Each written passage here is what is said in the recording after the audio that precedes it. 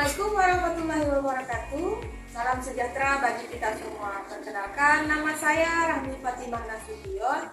Saya merupakan mahasiswa PPG dalam jabatan kategori 2 tahun 2022 pada program studi PPKN di LPTK Universitas Muslim Nusantara Al-Wasliyah Medan. Di sini saya akan menunjukkan kartu atau formulir pendaftaran saya sebagai peserta uji. Kepada Bapak Ibu pengawas dan seluruh yang menyaksikan video saya ucapkan terima kasih dan selamat menyaksikan. Assalamualaikum warahmatullahi wabarakatuh. Waalaikumsalam warahmatullahi wabarakatuh. Selamat pagi anak-anak Ibu. Pagi Ibu. Baiklah, sebelum kita mulai pembelajaran hari ini, baiknya kita berdoa. Siapa yang mau pimpin doa? Saya. Oke, silakan. Sebelum kita memulai pelajaran, mari kita berdoa terlebih dahulu. Berdoa dimulai. Bismillahirrahmanirrahim. Raditu billahi rabban wa bil islami dinan wa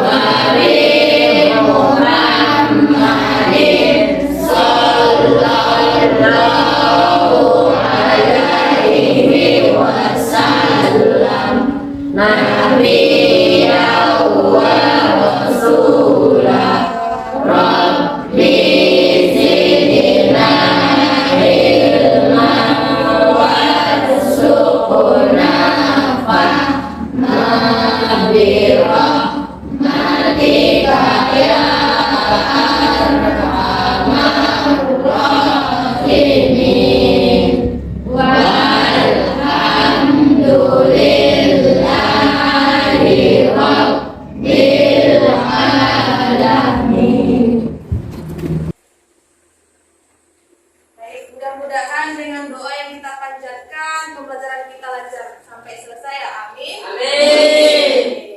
Oke, sebelum kita mulai, Ibu ingin menanyakan kehadiran kita. Mana ketua kelas kita? Ada yang tidak hadir? Oke, berarti tidak ada ya. Mantap sekali. Kedepannya tetap dipertahankan yang tidak ada absen ini. Untuk lebih semangat lagi, Ibu ingin mengajak kita menyanyikan lagu wajib. Ibu ada tampilkan videonya, kita sama-sama mengikuti irama yang ada di video ya. Oke, Bu. Oke, sebelumnya silakan berdiri semuanya.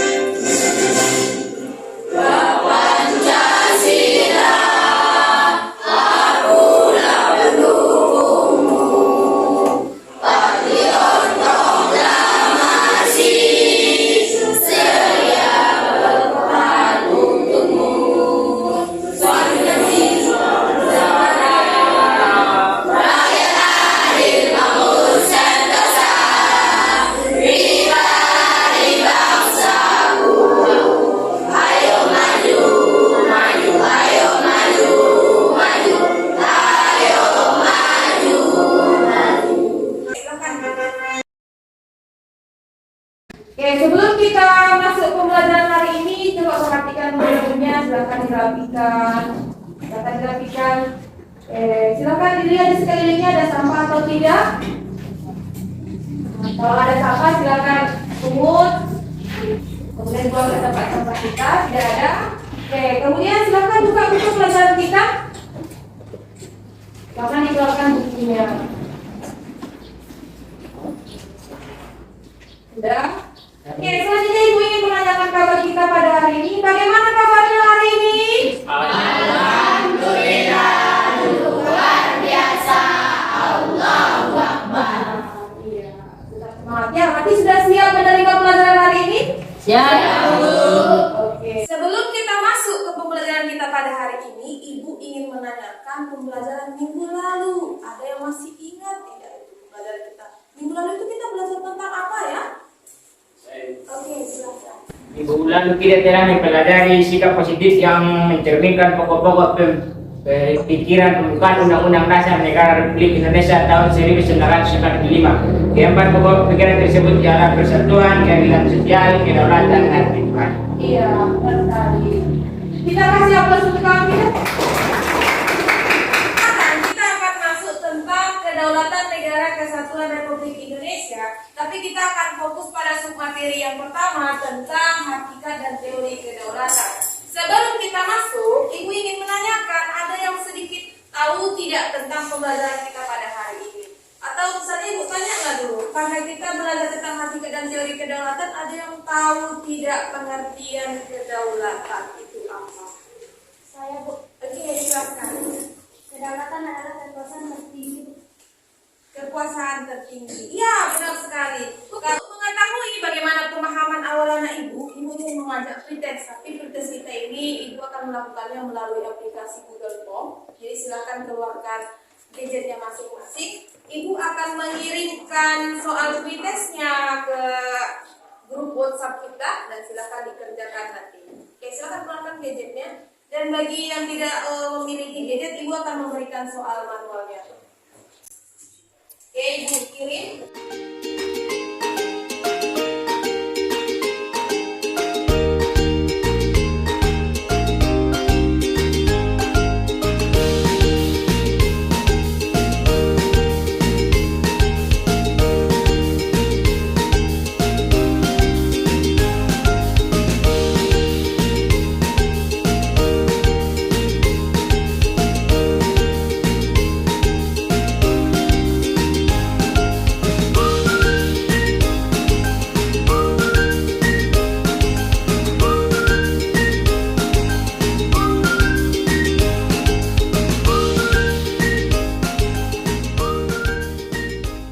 Agar lebih semangat lagi, Ibu ingin mengajak kalian main game. Yang akan kita lakukan pada hari ini adalah namanya game Upin dan Ipin. Peraturannya yang pertama, kamu harus mencari pasangan.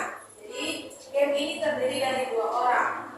Kemudian setelah kamu mendapatkan pasangannya, kamu tentukan siapa yang akan menjadi Upin dan siapa yang menjadi Ipin. Kemudian nanti kamu akan Ibu suruh berdiri saling berhadapan. Nanti gamenya adalah siapa yang paling cepat menampar tangan dari salah satu pasangan. Itu peraturan dari main gamenya. Jadi silakan kamu mencari pasangan masing-masing.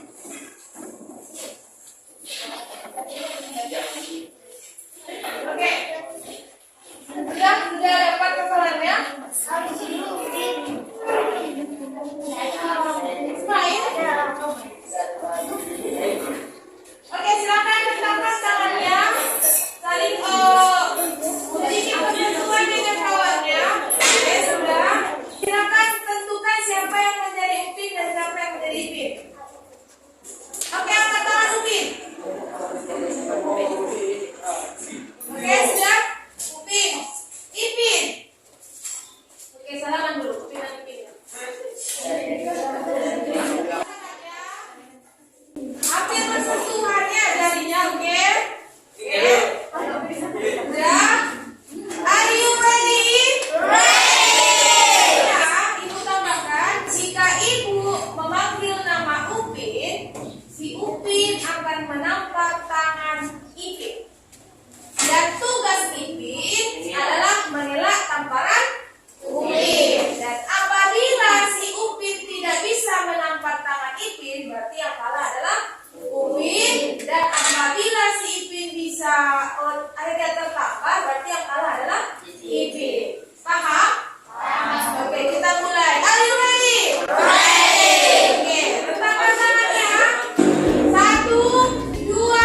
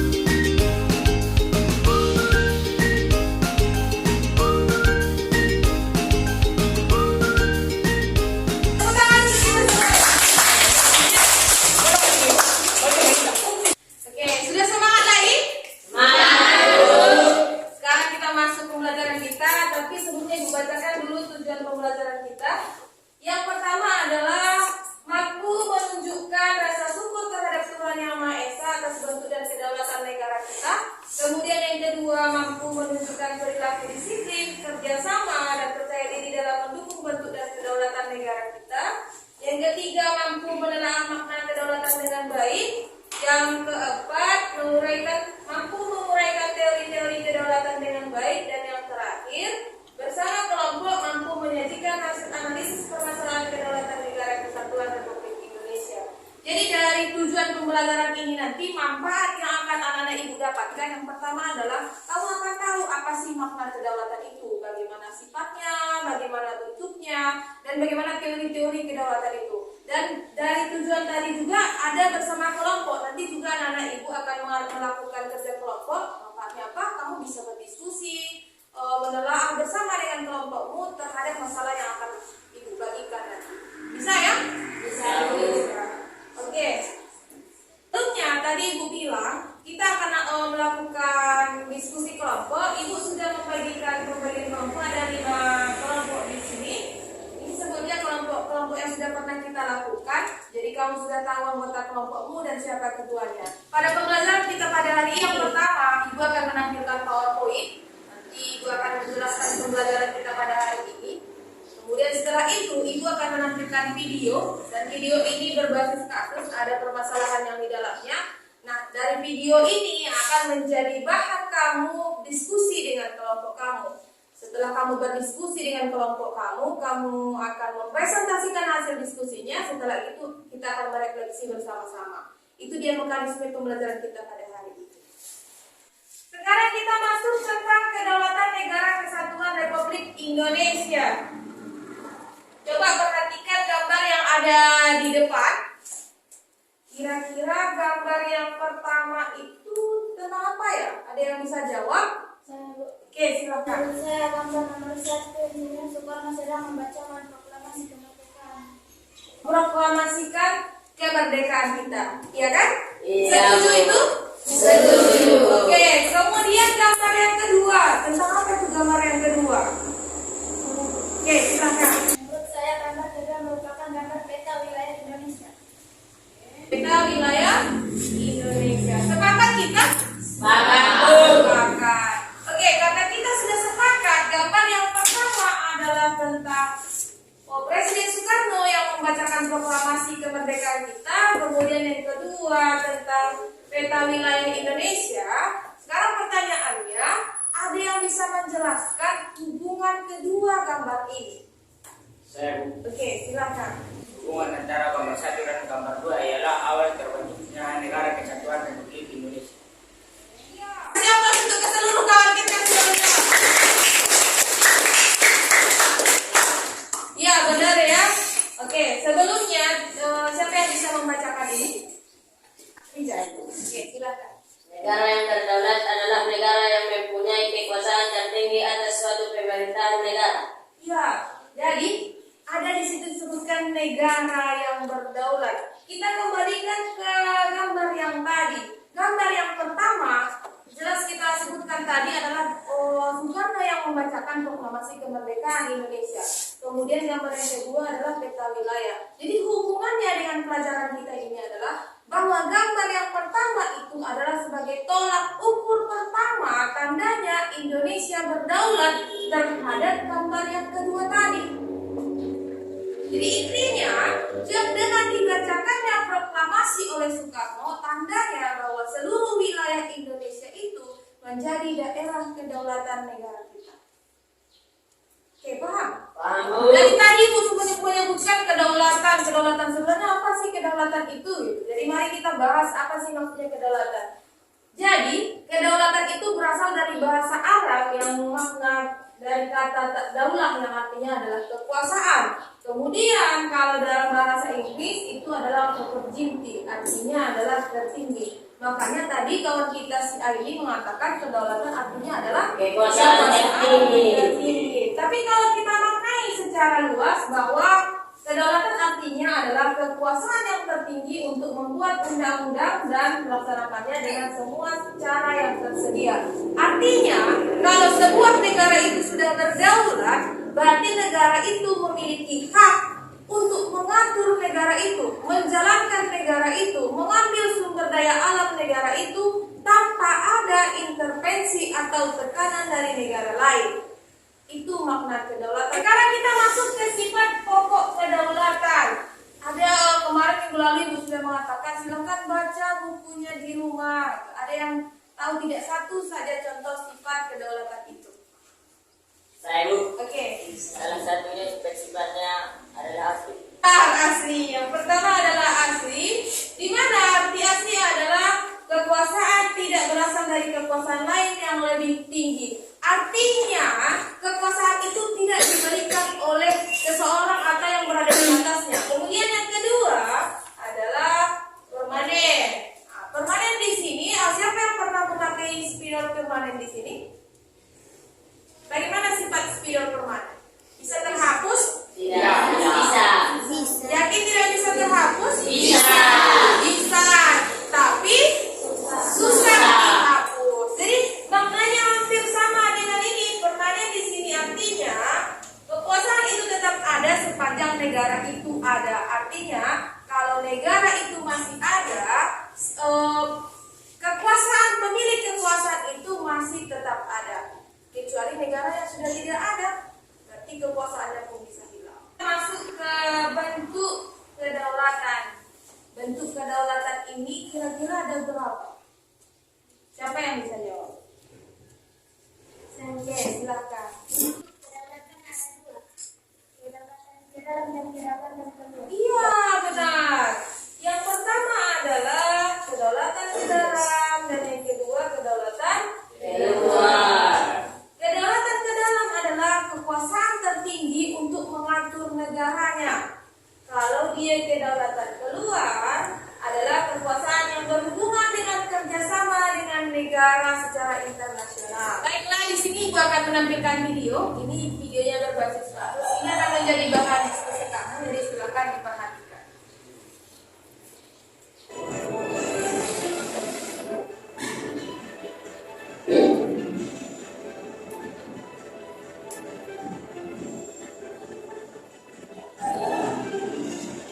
Natuna milik siapa? Pertanyaan itu kian nyaring terdengar usai masuknya kapal asal Cina ke perairan Natuna, Kepulauan Riau secara ilegal. Dengan santainya, kapal nelayan Cina menangkap ikan yang didampingi langsung oleh kapal milik otoritas pemerintah Cina. Padahal, menurut Konvensi United Nations Convention on the Law of the Sea atau UNCLOS tahun 1982, perairan Natuna masuk dalam zona ekonomi eksklusif Indonesia. Sementara itu, Cina justru berdalih bahwa kawasan Natuna masuk dalam Landes Line, sebuah garis hayal yang dibuat sepihak oleh Cina tanpa melalui konvensi hukum laut di bawah PBB. Pemerintah Indonesia pun menegaskan tidak akan tawar-menawar lagi dalam urusan menjaga kedaulatan negara. Ada terus statement yang disampaikan juga sangat baik bahwa tidak ada yang namanya tawar-menawar mengenai kedaulatan, mengenai teritorial negara kita. Indonesia tidak pernah akan mengakui Landes Line, klaim sepihak yang dilakukan oleh Tiongkok yang tidak memiliki alasan hukum yang diakui oleh hukum internasional, terutama UNCLOS 1982. Di lain pihak, pemerintah Cina juga menyatakan ketegasannya atas posisi Cina di Laut Cina Selatan, termasuk perairan Natuna. Juru bicara Kementerian Luar Negeri Cina bersikukuh bahwa Cina memiliki hak atas wilayah itu. 中方立场和主张符合包括联合国宪法公约在内的国际法，无论另一方面接受与否，都无法。 Oke, dari video tadi bisa kita lihat berarti ada permasalahan antara Indonesia dengan negara Cina. Kira-kira karena apa mereka berkonflik Indonesia dengan Cina? Ada yang bisa jawab? Karena apa itu? Karena Cina mengklaim kawasan Indonesia, yaitu Iya. Laut Natuna. Iya, berarti kasus ini berhubungan dengan klaim Cina terhadap Laut Natuna. Kita ya dulu paham videonya? Oke, karena kamu sudah paham videonya, silahkan bentuk kelompok yang tadi sudah diberikan.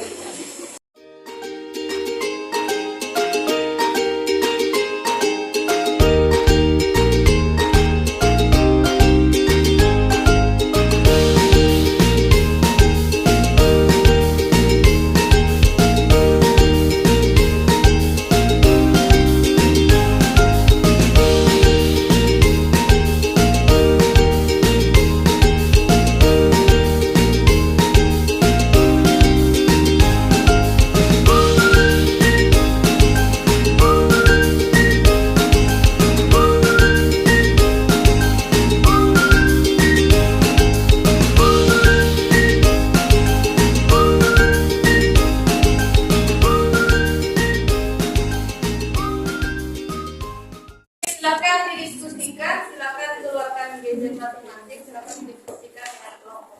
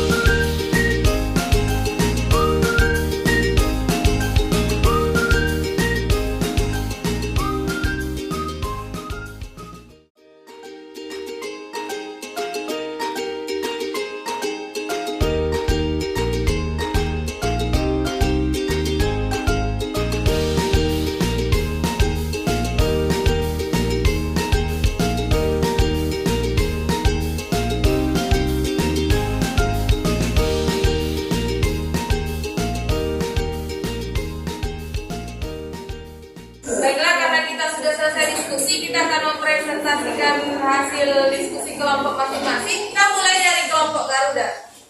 Dipersilakan kepada kelompok.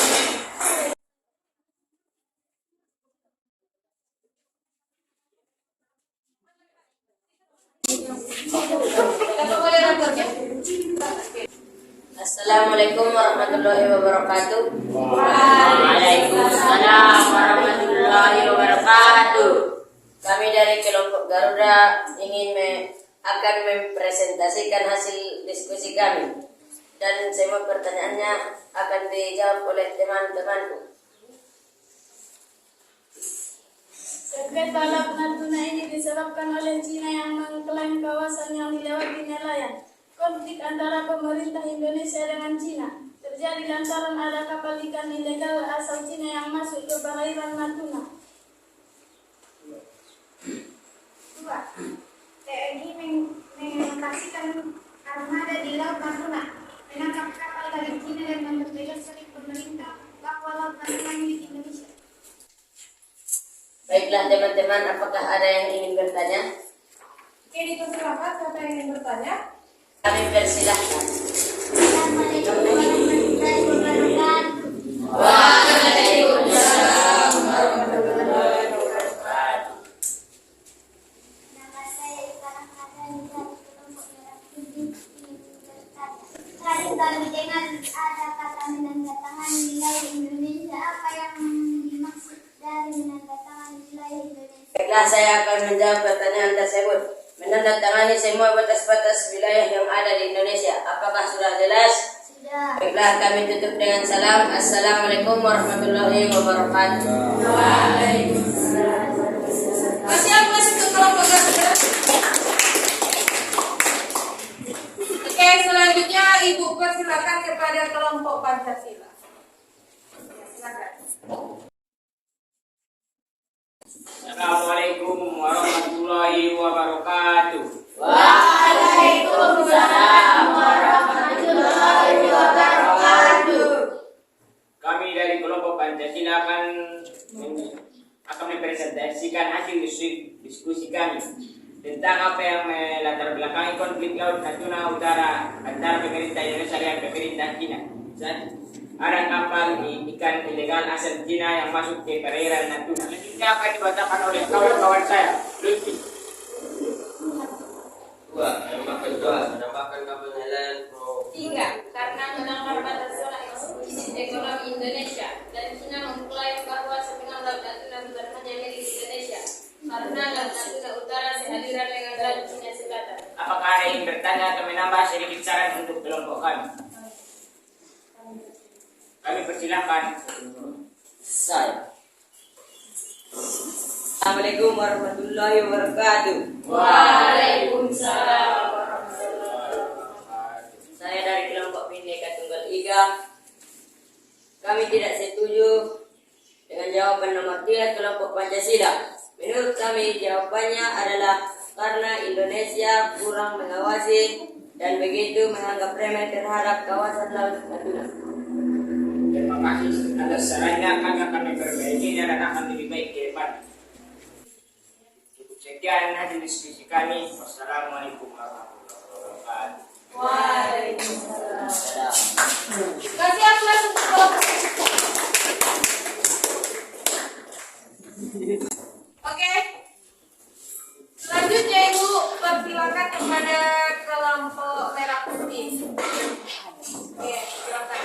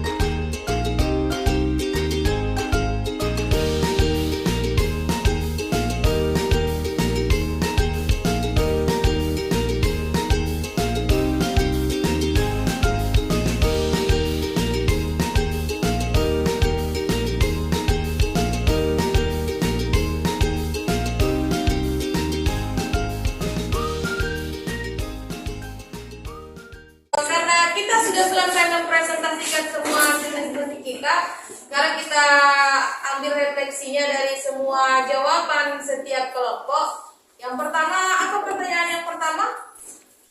Apa yang melatar belakang konflik Oke, jadi dapat kita ambil kesimpulan yang menjadi penyebab konflik antara Cina dengan Indonesia adalah karena Cina mengklaim secara sepihak terhadap kawasan Laut Natuna. Mereka memiliki teori yang dinamakan Nine Dash Line.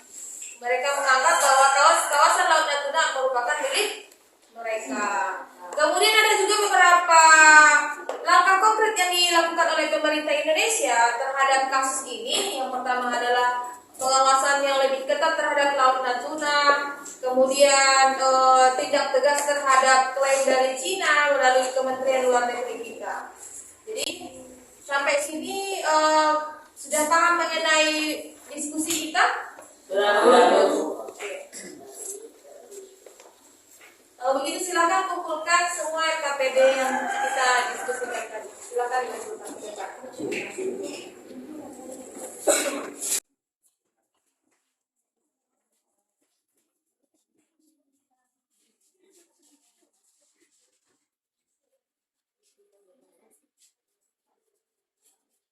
Oke, karena sudah selesai, silakan bentuk kembali tempat.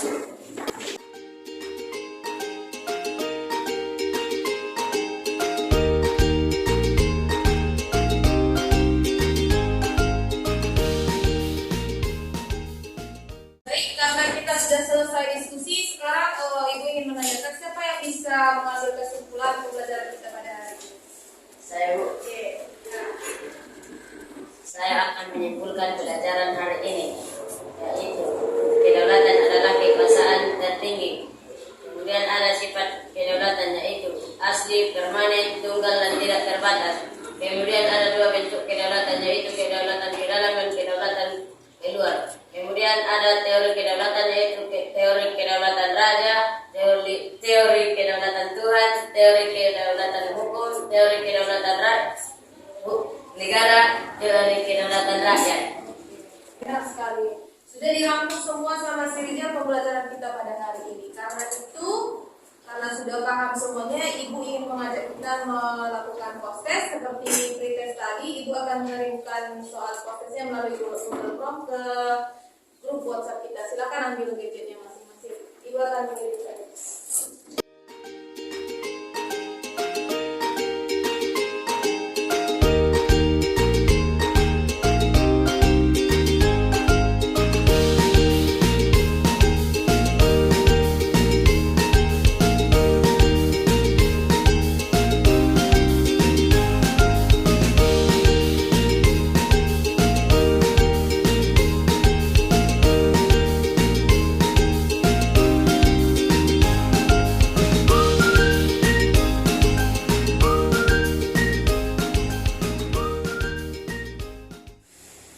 Oke, sekarang kita masuk ke refleksi pembelajaran kita. Ada yang bisa menjawab apa menurutmu manfaat pembelajaran kita pada hari ini? Siapa yang bisa jawab? Oke, silakan. Manfaat pelajaran hari ini adalah untuk memupuk dan mempererat rasa dan solidaritas di antara warga masyarakat tentunya dan bangsa Indonesia pada umumnya. Oke, kemudian yang kedua, menurut kamu apa perilaku tindak lanjut setelah pembelajaran kita ini? Menurut kamu, siapa yang bisa jawab? Oke, silakan. Adapun tindak lanjut yang harus dilakukan, kita dapat memperbaiki kekurangannya dan kita dapat mengetahui kekurangannya dan memperbaiki ke depan. Baik, untuk pembelajaran minggu depan silakan kamu baca di rumah biar kita nyambung belajarnya untuk minggu depan. Untuk menutup pembelajaran kita pada hari ini, siapa yang mau